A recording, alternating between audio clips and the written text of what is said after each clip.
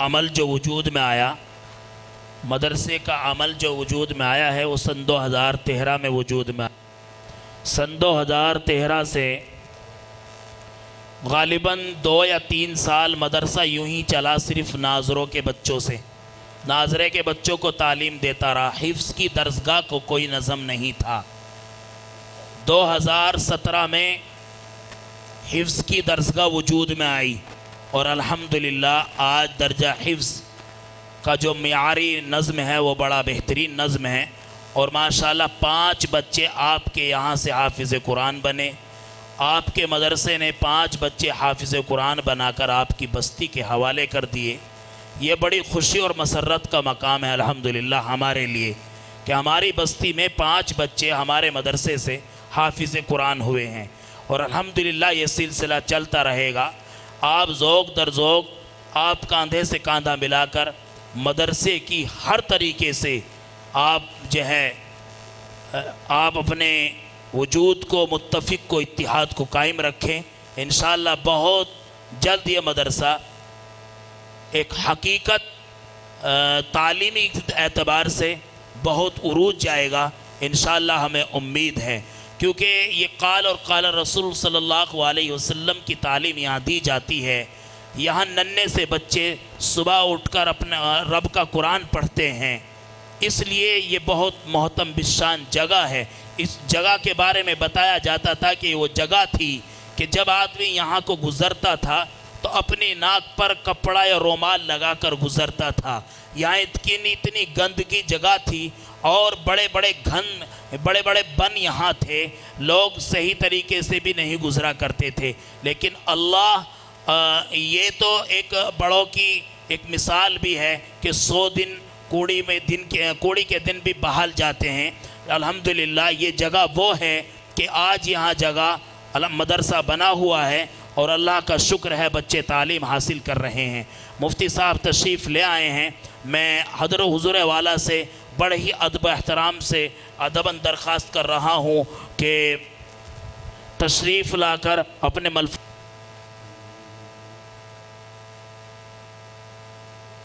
بسم اللہ الرحمن الرحیم نحمده ونصلی علی رسوله الکریم اما بعد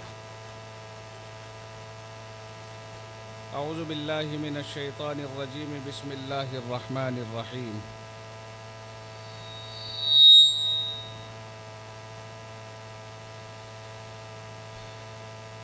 قل هل يستوي الذين يعلمون والذين لا يعلمون انما يتذكر اولو الالباب صدق اللہ العظیم۔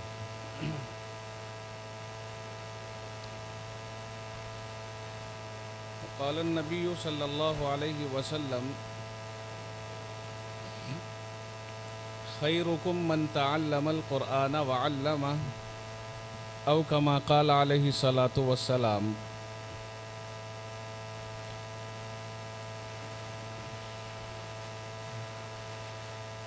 عزیزان ملت، نوجوان ساتھیوں، پیارے دوستوں اور دینی بھائیوں،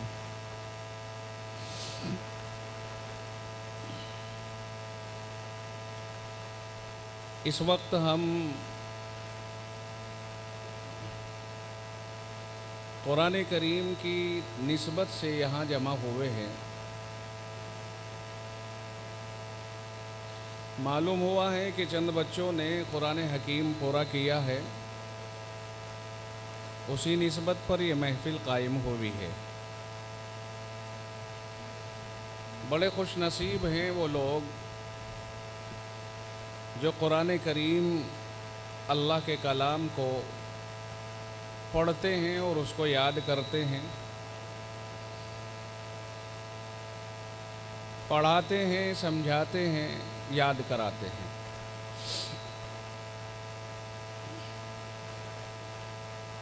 یہ چھوٹے چھوٹے بچے بظاہر کم عمر معلوم ہوتے ہیں،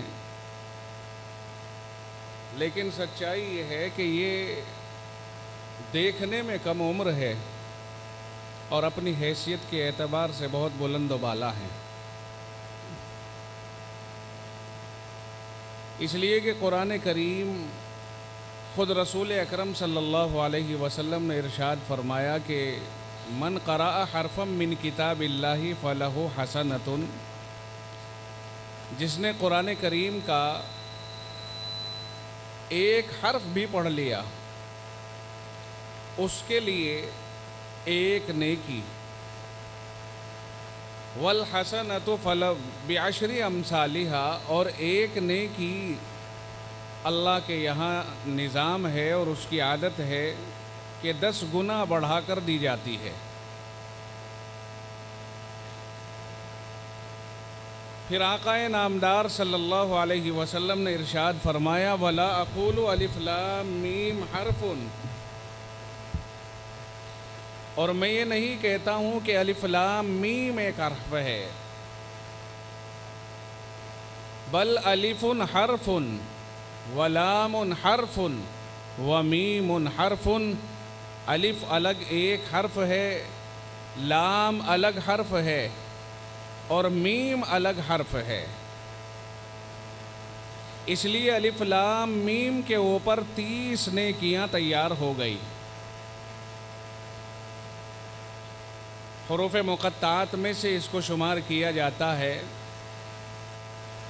14 حروف قرآن کریم کے اندر ایسے ہیں کہ جن کے معنی اللہ اور اس کے رسول صلی اللہ علیہ وسلم کے سوا کوئی نہیں جانتا ہے، انہی میں سے ایک الف لام میم بھی ہے۔ رسول اکرم صلی اللہ علیہ وسلم نے خود ایسے لفظ کا انتخاب فرمایا، ایسے حرف کا انتخاب فرمایا جس کے معنی سے ہی کوئی واقف نہیں اللہ اور اس کے رسول کے سوا۔ جب اس لفظ کو پڑھنے کے اوپر نیکیوں کو شمار کیا گیا ہے، الف الگ، لام الگ اور میم الگ، ان حروف کے اوپر الگ الگ نیکیاں مل رہی ہیں، تو اس سے سمجھ میں آتا ہے کہ قرآن کریم کو چاہے معنی سمجھ کر پڑھا جائے یا بغیر سمجھے ہوئے پڑھا جائے، قرآن کے الفاظ کو پڑھنے پر ثواب ہے، سمجھنے کا ایک دوسرا ثواب ہے۔ بہت سے لوگوں کے ذہن میں یہ بات کہ قرآن کریم کو اگر سمجھ کر نہ پڑھا جائے تو کیا فائدہ پڑھنے سے؟ تو جناب رسول اکرم صلی اللہ علیہ وسلم نے مثال کے طور پر ایسے حرف کا انتخاب فرمایا کہ جس کے معنی کو دنیا میں اللہ اور اس کے رسول کے سوا کوئی جانتا ہی نہیں ہے، تاکہ قیامت تک آنے والے لوگوں کا ذہن صاف ہو جائے کہ قرآن کریم کے الفاظ کو پڑھنے کے اوپر ثواب ملتا ہے، بغیر سمجھے ہوئے پڑھنے کے اوپر بھی ثواب ملتا ہے، اس لیے کہ الف لام میم کو اگر کوئی سمجھنے کی کوشش بھی کرے گا تو نہیں سمجھ پائے گا۔ جب اس لفظ کے اوپر بھی، اس حرف کے اوپر بھی ثواب طے ہو گیا تو جن حرفوں کو سمجھنے والے دنیا میں کروڑ ہاں کروڑ افراد موجود ہیں، ان حرفوں کو سمجھنے کے اوپر کیوں، پڑھنے کے اوپر کیوں ثواب نہیں ملے گا؟ دھیان رکھو بھائی مائک کا۔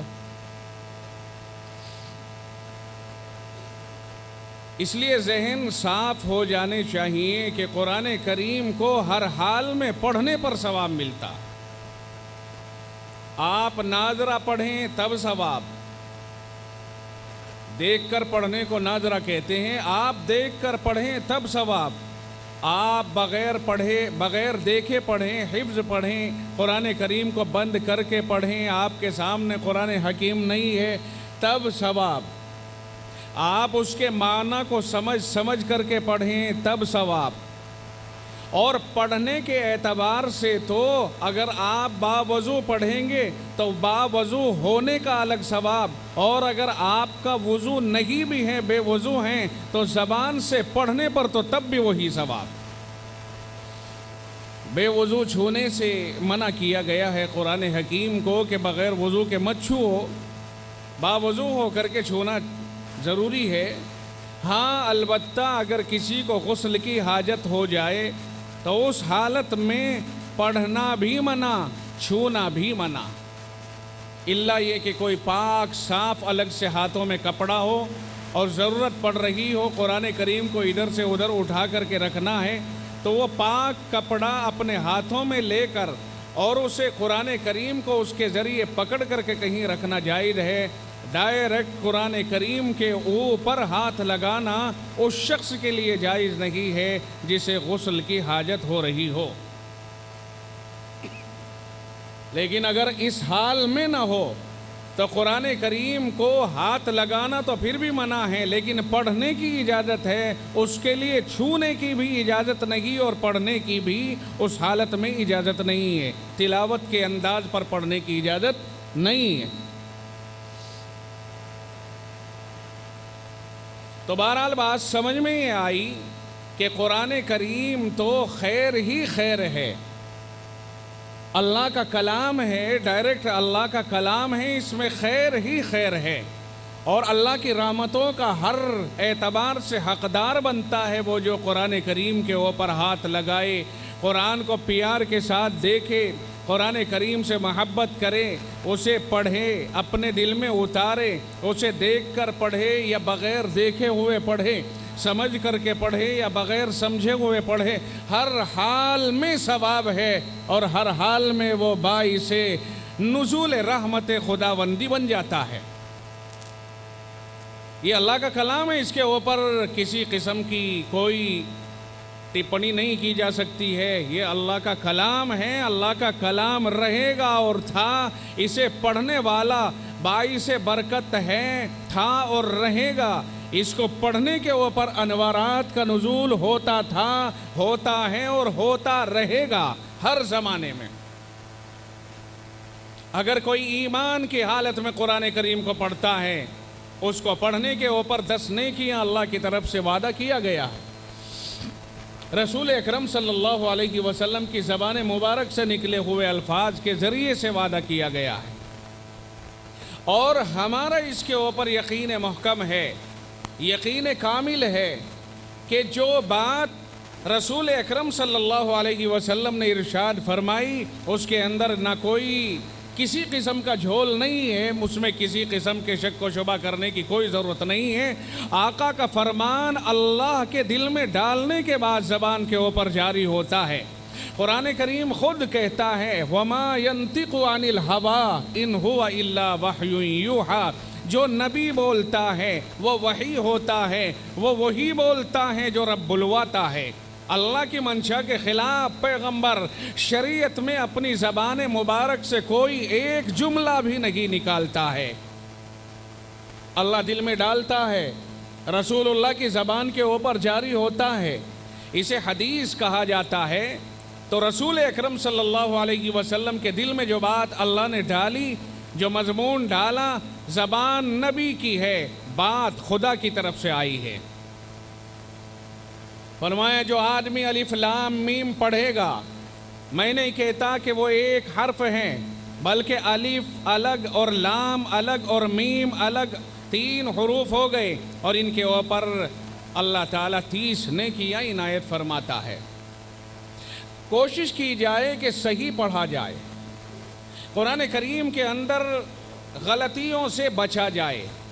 جہاں تک ہمارے احباب قرآن کریم کو پڑھنے والے ہیں، پڑھانے والے ہیں، وہ یہ کوشش کریں کہ قرآن کے الفاظ صحیح ادا ہوں، قرآن کریم کا انداز صحیح انداز ہو، یوں نہیں کہ صاحب الفاظ کا پتہ نہیں ہے، نہ جانے کون سا لفظ ہے اور کون سی آواز ہے، اس طرح سے قرآن کریم کو نہیں پڑھنا چاہیے۔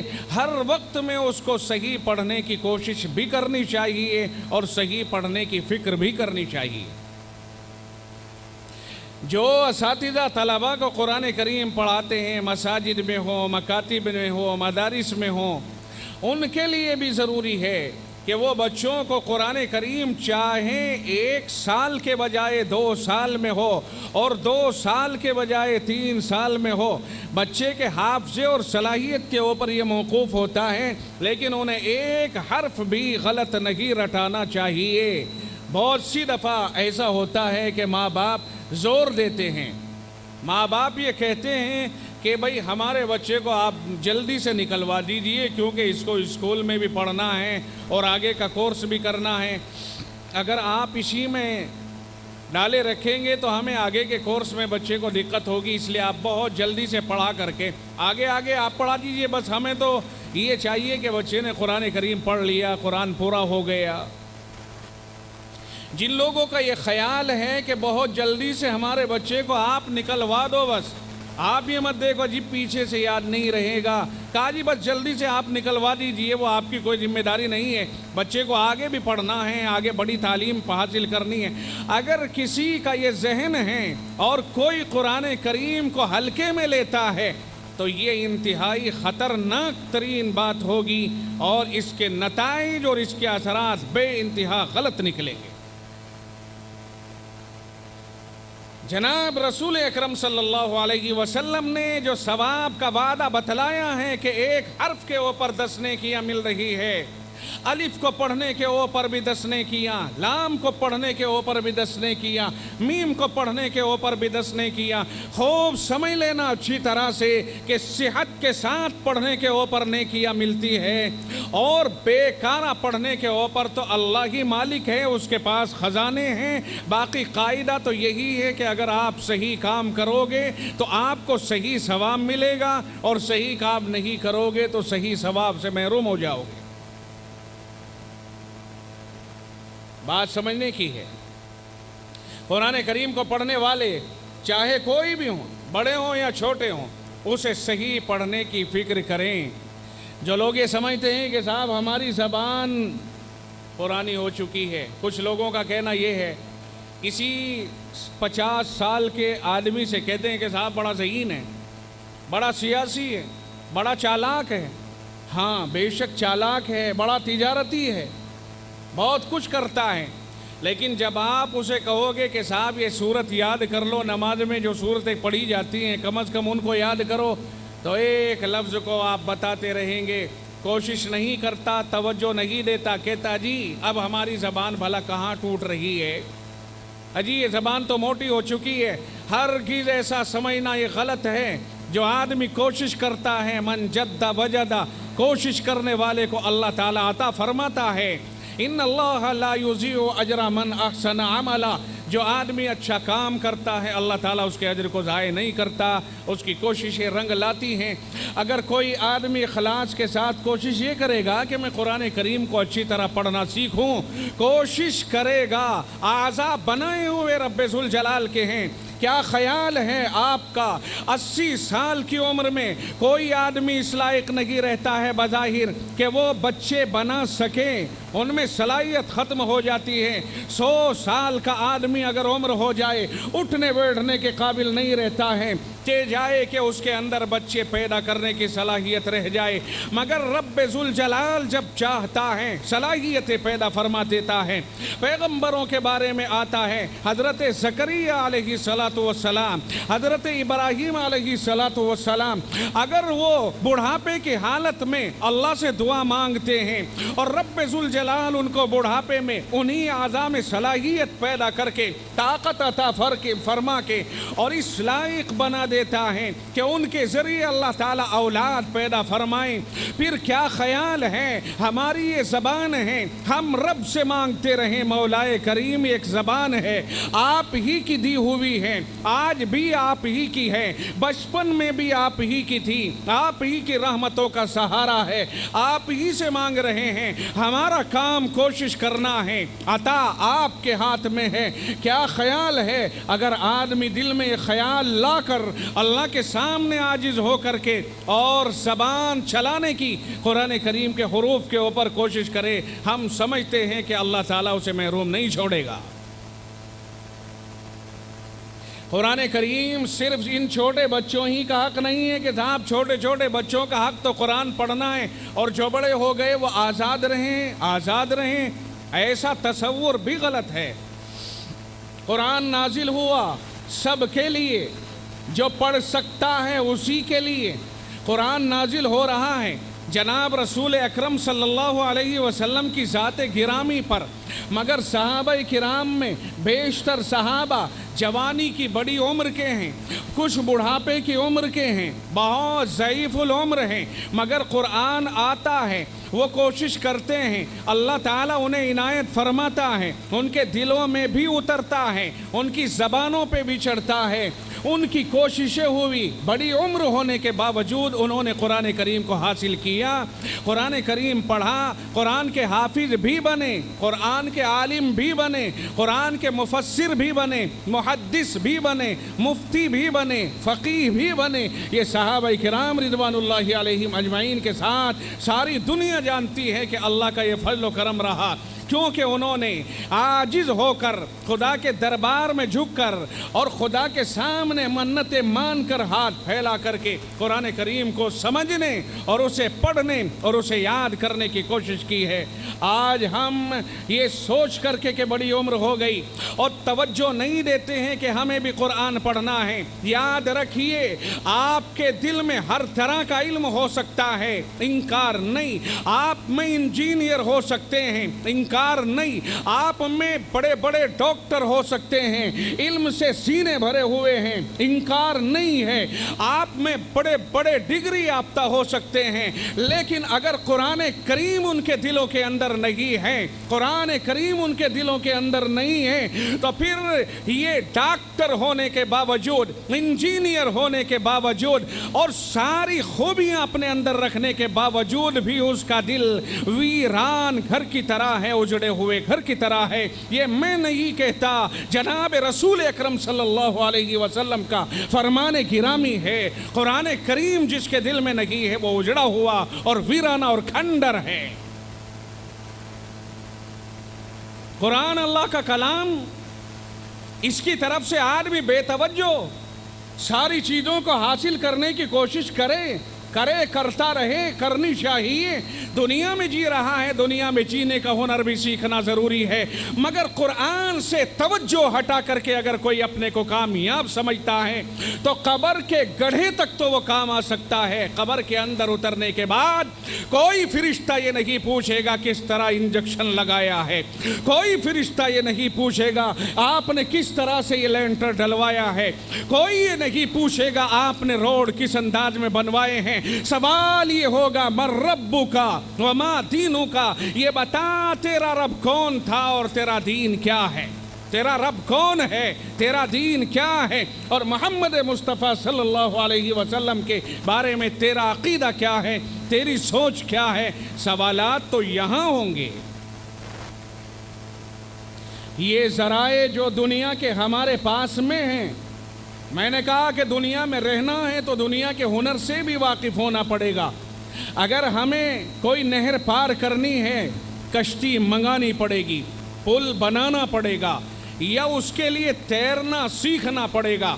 میں یہاں کھڑے ہو کر کے آپ اپنی آرزوؤں سے اور اپنے دل کے خیالات سے دریا کو پار نہیں کر سکتے اور نہر کو پار نہیں کر سکتے ہیں، اس کا ہنر چاہیے۔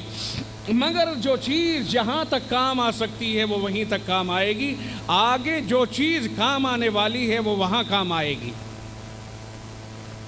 ہم نے دنیا کی زندگی میں سب کچھ سیکھنے کی کوشش کی، مگر قرآن کریم سیکھنے کی طرف سے ہم میں بے فکری بہت زیادہ پائی جا رہی ہے اور بے توجہی کا شکار بہت زیادہ ہوئے جا رہے ہیں۔ چند بچے اگر گھروں میں قرآن کریم کا حفظ کر کے حافظ ہو گئے اور یہ کہہ دیا، صاحب یہ کہنا شروع کر دیا کہ ایک حافظ 10 گناہگاروں کو بخشوائے گا، بلا شبہ ایک حافظ کی یہ فضیلت ہے۔ جناب محمد الرسول صلی اللہ علیہ وسلم نے فرمایا ہے من قرأ القرآن وحفظه ادخلہ اللہ الجنہ وشفعہ فی عشرۃ من اہل بیتہ کلہم قد استوجب النار او کما قال۔ فرمایا آقا نے قرآن کریم جس نے پڑھ لیا اسے اپنے دل میں بٹھا کر کے وہ حافظ ہو گیا، رب ذوالجلال اس کو جنت میں داخل فرمائے گا۔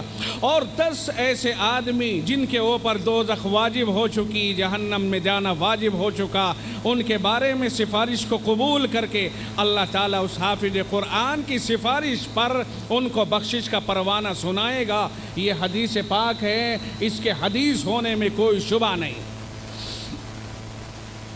یہ بھی حدیث ہے، جناب رسول اکرم صلی اللہ علیہ وسلم نے ارشاد فرمایا من قرأ القرآن وعمل بما فيه البس والداه تاجا يوم القيامة ضوءه احسن من ضوء الشمس في بيوت الدنيا لو كانت فيكم فما ظنكم بالذي عمل بهذا او كما قال عليه الصلاة والسلام۔ آقا نے ارشاد فرمایا کہ جس نے قرآن کریم کو پڑھا، من قرأ القرآن، جس نے قرآن کریم کو پڑھ لیا، وعمل بما فیہ، اور قرآن کریم کے اندر جو مضامین اللہ نے نازل فرمائے ہیں ان کے اوپر اس نے عمل بھی کیا، فرمایا اللہ تعالیٰ اس کو جنت میں داخل کرے گا۔ البس والداہ تاجا یوم القیامہ، اللہ تعالیٰ اس کی برکت سے، اس کی نسبت سے اس کے ماں باپ کو قیامت کے دن ایسا تاج پہنائے گا جس کی روشنی اس سورج سے کہیں زیادہ ہوگی۔ جو سورج آسمانوں کے اوپر نظر آتا ہے، اگر یہی سورج اس طرح سے گھروں میں لا کر کے فٹ کر دیا جائے، جس طرح یہ لائٹیں یہاں پر فٹ ہیں، جس طرح یہ بجلی کے بلب یہاں پر فٹ ہیں، اگر یہ سورج اوپر سے اتار کر کے فرض کر لو تمہارے گھروں میں لا کر کے رکھ دیا جائے اور فٹ کر دیا جائے، پھر اندازہ لگاؤ کہ کس قدر اس کی روشنی تیز ہوگی۔ کیا آقا نے فرمایا کہ اس روشنی سے زیادہ اس تاج کی روشنی ہوگی جو کسی قرآن کریم کے حافظ کے ماں باپ کے اوپر، ان کے سروں کے اوپر رکھ کر کے ان کا اعزاز کیا جائے گا۔ یہ رسول اکرم صلی اللہ علیہ وسلم کا فرمان گرامی ہے۔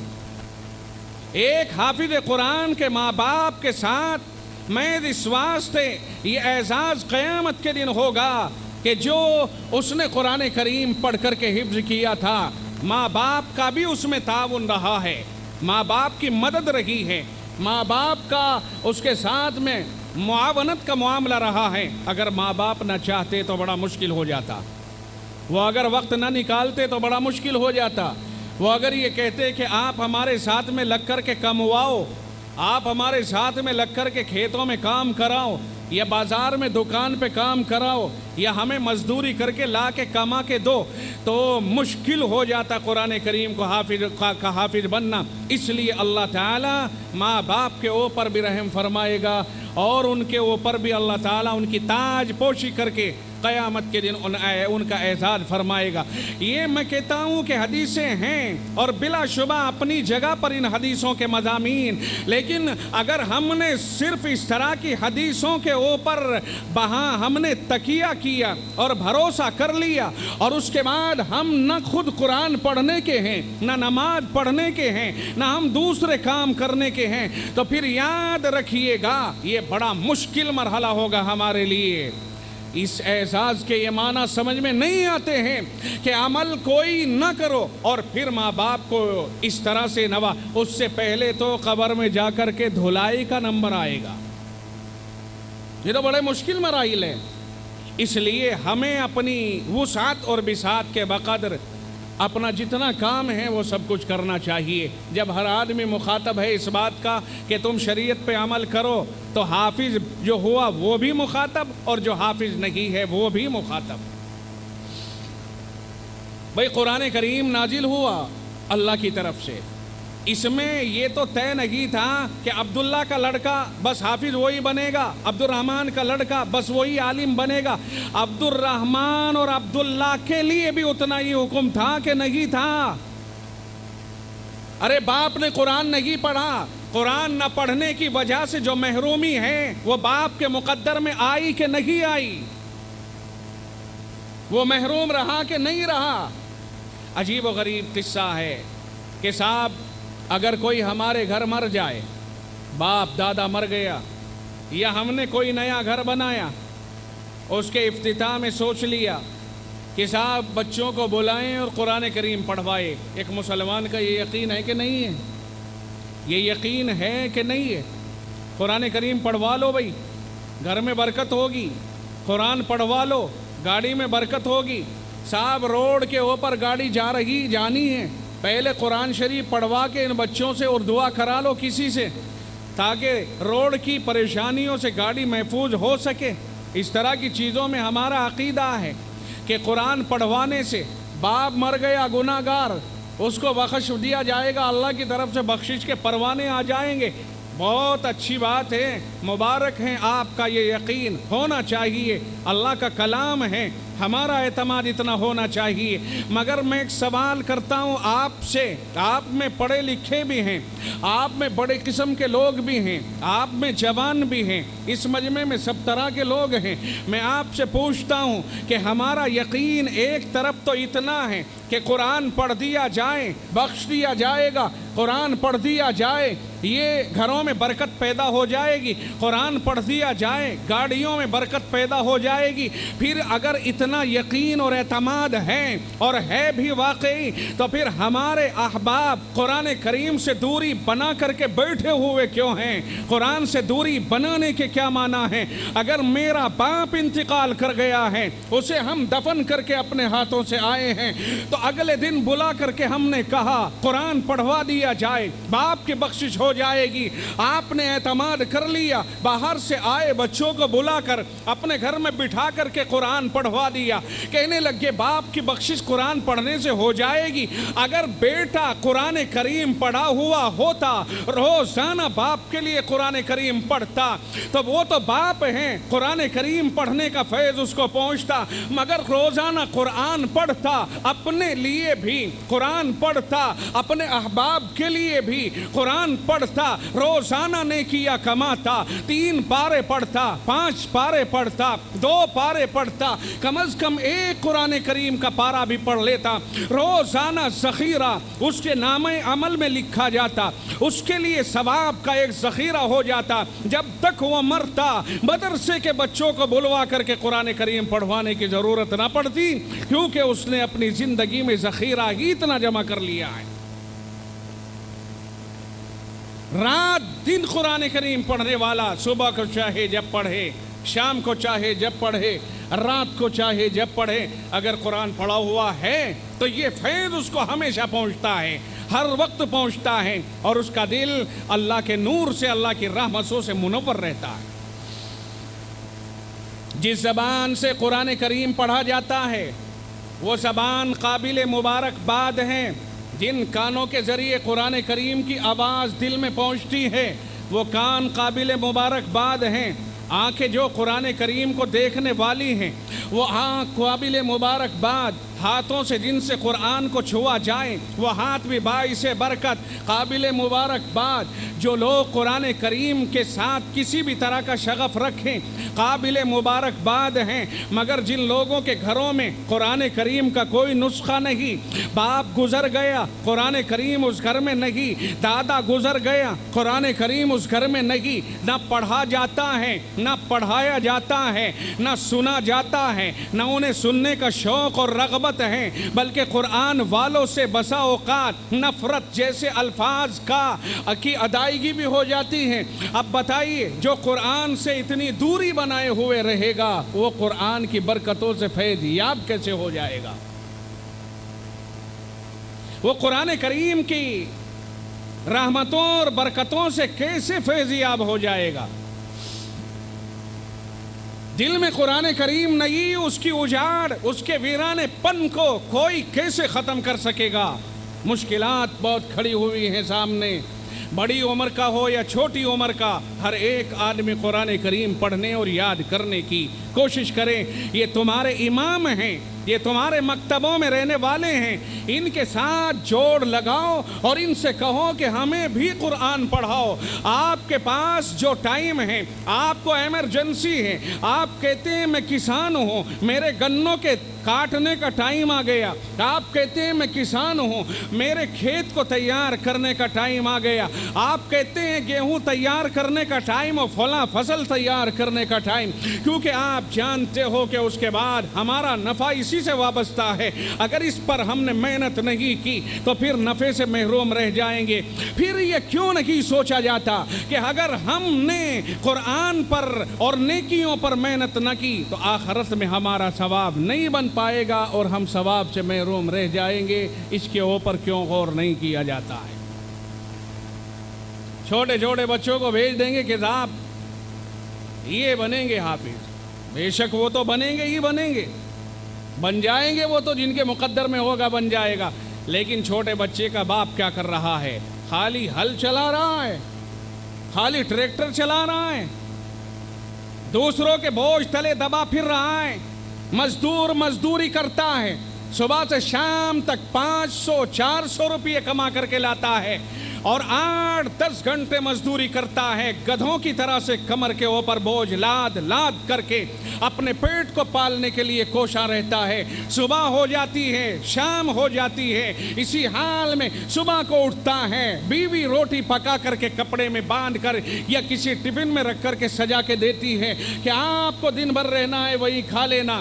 شام کے وقت میں تھکایا آتا ہے، کس لیے؟ اپنے گھر کی معاشی حالت کو سدھارنے کے لیے، پیٹ کو چلانے کے لیے، بچوں کو پالنے کے لیے۔ کیا میرے عزیزو ہمیں یہ ضرورت نہیں ہے کہ ہمیں مرنے کے بعد ایک ضرورت پڑے گی، ہماری زندگی آئے گی جو کبھی ختم نہیں ہوگی اور وہاں سے واپس لوٹ کر کے کبھی ہم نہیں آ سکیں گے؟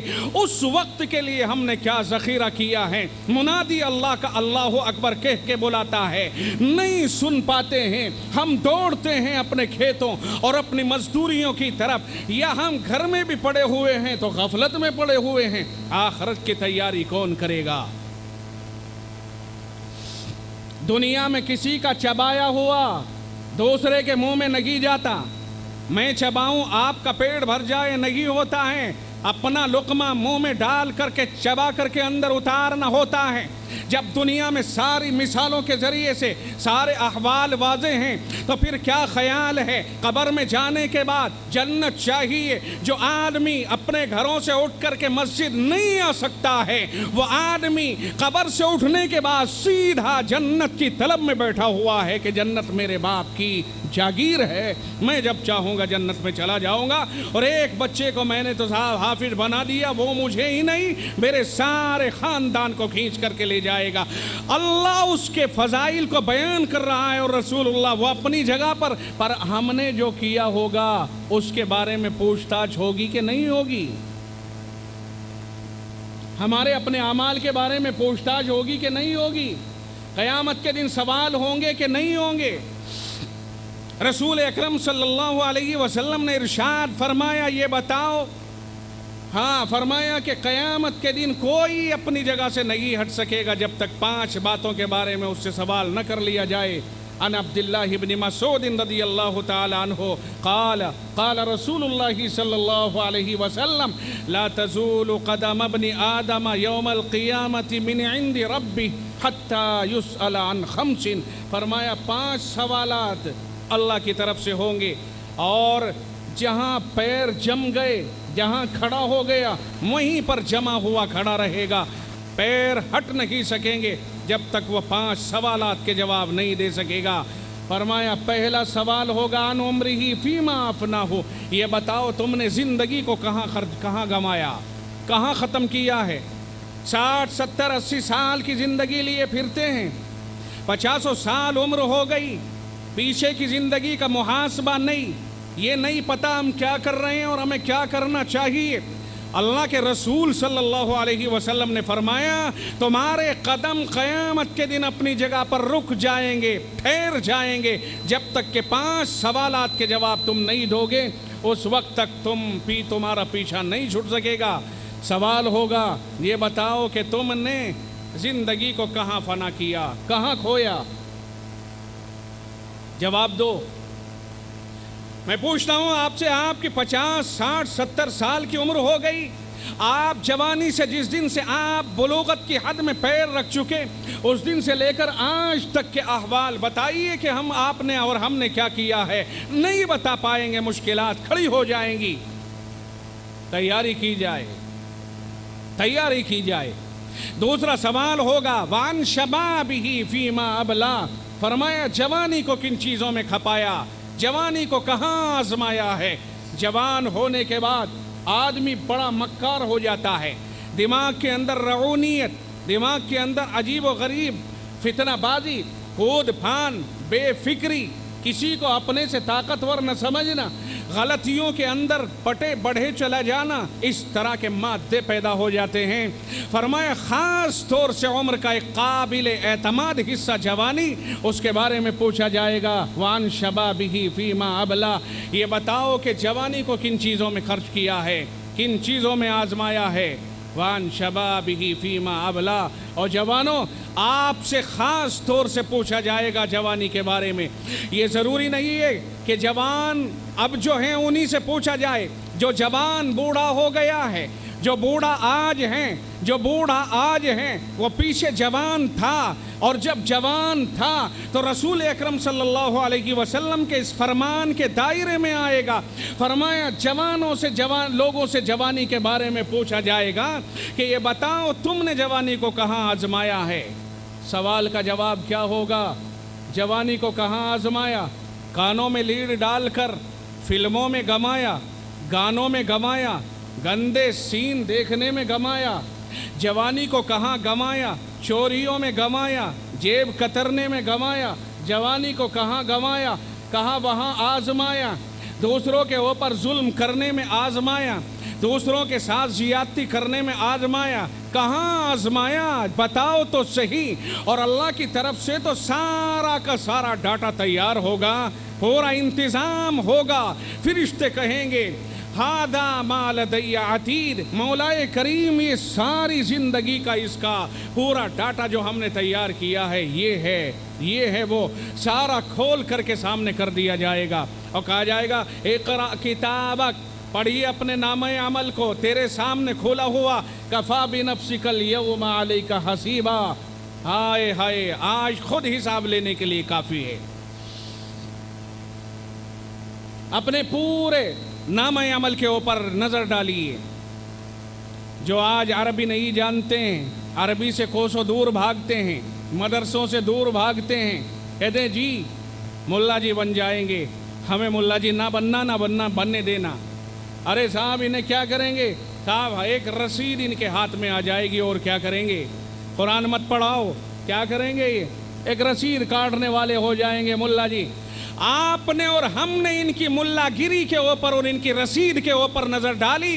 हालांकि सोचना ये चाहिए था कौम को कि इनके हाथ में रसीद नहीं आनी चाहिए थी। जुल्म कर रही है कौम इनके साथ में, ये वसूली तो कौम को करके इनके हवाले करनी चाहिए थी कि आप मदरसों में बैठ कर के कुरान की तालीम दीजिए, आप मदरसों में बैठ कर के इल्म को पढ़ाइए, हम आपकी कफालत करेंगे और आपकी ज़रूरियात को पूरा करेंगे। कौम ने जुल्म किया है अहले इल्म के साथ में कि इन्हीं की जिम्मेदारी बन गई इल्म बांटना, और इन्हीं की जिम्मेदारी बन गई है खर्चे को उगा करके और वसूल करके लाना।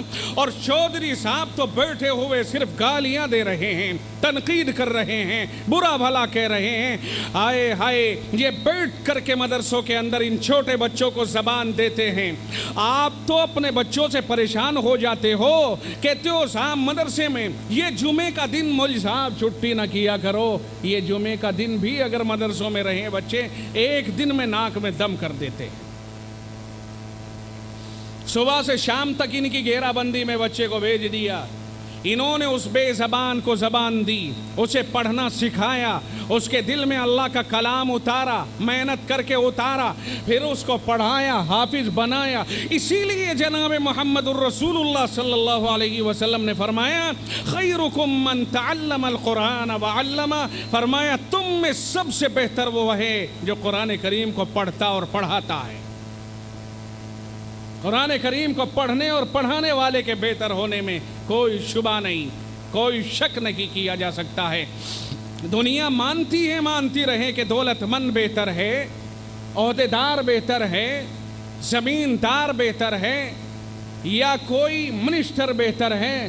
فرمایا مانتے رہو آپ کائنات کے لاڈلے بطحا تاجدار امام الانبیاء سید الکونین آمنہ کے لخت جگر جناب محمد الرسول اللہ صلی اللہ علیہ وسلم نے تو صاف کر دیا اور کلیئر کر دیا کہ دنیا والوں کان کھول کر کے سنو، قرآن کریم کو پڑھنے اور پڑھانے والا افضل کیوں نہ ہو؟ اس لیے کہ قرآن افضل ہے، اس لیے اس کو پڑھانا افضل ہے۔ قرآن اعلیٰ ہے، اس لیے اس کو پڑھانا بھی اعلیٰ ہے۔ قرآن اللہ کا کلام ہے، تیرا اور میرا کلام نہیں، اس لیے اس کو پڑھانا بھی اعلیٰ ہے، اس کو دیکھنا بھی اعلیٰ ہے، اس کو چھونا بھی اعلیٰ اور افضل ہے۔ یہ قرآن اس لیے قرآن پڑھنے والا اولیٰ اور اعلیٰ ہے کہ قرآن جس کے سینے میں ہے اس کے سینے میں ساری چیزیں ہیں۔ اگر قرآن پڑھا ہوا نہیں مگر نمازی بہت پابند ہے، قرآن پڑھا ہوا نہیں مگر زکوٰۃ بہت پابندی سے دیتا ہے، روزہ بہت پابندی سے رکھتا ہے، تو دین کے کسی شعبے کا عمل سے وہ زندہ کر کے حفاظت کر سکتا ہے کسی شعبے کی دین کے، مگر یہ حافظ قرآن ایسا ہے جو ساری شریعت کی حفاظت کرنے میں لگا ہوا ہے۔ قرآن میں پوری شریعت محفوظ ہے، الف لام میم، بلکہ الحمد کی الف سے لے کر سورہ ناس کی سین تک پورا قرآن کریم شریعت اس کے اندر اللہ نے رکھی، نظام زندگی اللہ نے اس میں رکھا، نظام کائنات اللہ نے اس میں رکھا، عبادات، اخلاقیات، معاشرت، معاملات، یہ تمام مسائل اللہ نے قرآن کریم کے اندر رکھے۔ اگر کوئی نمازی صرف نماز کا پابند ہو کر نماز کی حفاظت کر رہا ہے تو حافظ قرآن اپنے سینے میں قرآن کریم کو رکھ کر ہر چیز کی حفاظت کر رہا ہے۔ قرآن اس کے سینے میں ہے تو نماز کے مسائل بھی محفوظ ہیں، زکوٰۃ کے مسائل بھی محفوظ ہیں، روزے کے مسائل بھی محفوظ ہیں، معاشرت کے مسائل بھی محفوظ ہیں، والدین کے حقوق کے مسائل بھی محفوظ ہیں، اولاد کے مسائل بھی محفوظ ہیں، ہر چیز محفوظ ہے۔ اسی لیے رب کہتا ہے انا نحن نزلنا الذکر وانا لہ لحافظون، کہ ہم نے ہی قرآن کریم کو نازل کیا اور ہم ہی حفاظت کرنے والے ہیں۔ حفاظت کیسے کرنے والے ہیں؟ کہ قرآن کے حافظوں کو بنا بنا کر کے دنیا میں پھیلا کر قرآن کی حفاظت کرنے والے ہیں۔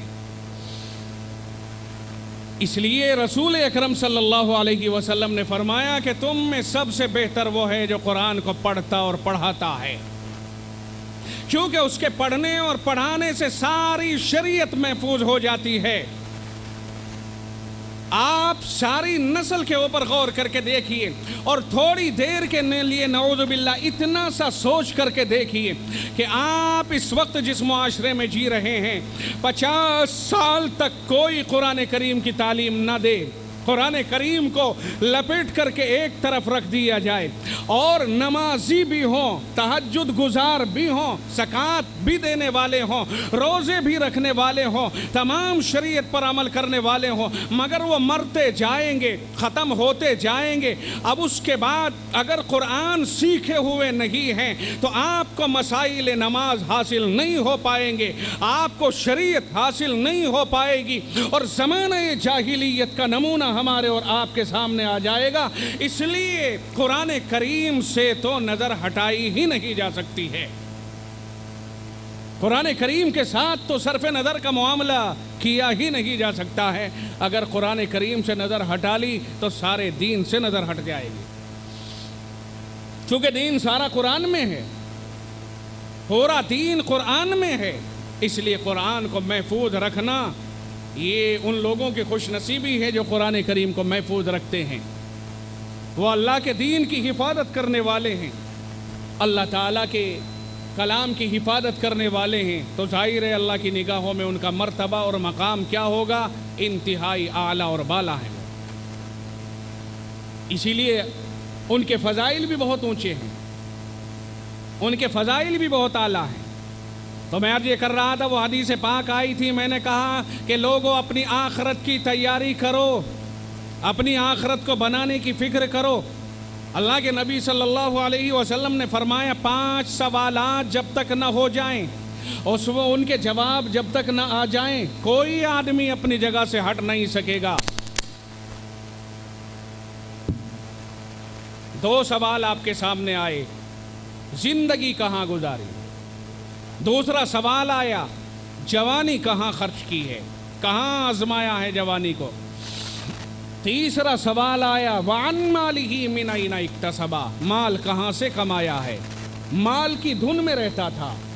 یاد کیجئے ان سوالوں کو، تیاری کرنی ہے، تیاری کرنی ہے۔ تمہیں پہلا سوال زندگی کہاں لگائی، دوسرا سوال جوانی کہاں لگائی، تیسرا سوال اللہ کے یہاں ہوگا کہ مال کہاں سے کمایا، کون سے راستے سے کمایا ہے۔ تھوڑی سی کم کرو آواز کو، ہلکی سی۔ مال کون سے راستے سے کمایا ہے، کدھر سے آیا ہے؟ مال کی دھن تو بہت تھی، لیکن مال کمانے کے راستے بھی تو بتائیے۔ مال کمانا غلط نہیں ہے، مال کو حاصل کرنا غلط نہیں ہے۔ مال نہیں ہوگا زکوٰۃ کیسے دو گے؟ مال نہیں ہوگا حج کیسے فرض ہوگا؟ مال نہیں ہوگا تو ہم اپنی ضروریات کو اور اپنے اولاد کی ضروریات کو کیسے پورا کریں گے؟ مدرسوں کو کیسے چلائیں گے؟ مسجدوں کو آباد کیسے رکھیں گے؟ بھوکوں کا پیٹ کیسے بھریں گے؟ مال تو کمانا مطلوب ہے، لیکن شریعت کی خلاف ورزی کر کے مال حاصل کرنا یہ شرعاً ناجائز اور حرام ہے۔ مال کمانا تو غلط نہیں ہوا نا، لیکن مال کی وجہ سے دین کو برباد کرنا اور دنیا کو مقدم رکھنا، یہ ہے وہ چیز جو شریعت مطہرہ کے خلاف جائے گی اور اس کے اوپر پکڑ کا معاملہ آئے گا۔ قرآن کریم میں آیا، بل تؤثرون الحیات الدنیا، لوگو تم دنیا کی زندگی کو آخرت کے اوپر ترجیح دیتے ہو، وہ ناجائز ہے۔ دنیا کمانے کے لیے آخرت کو گنوا دیا۔ نماز کا وقت ہو رہا ہے، ہوگا کسان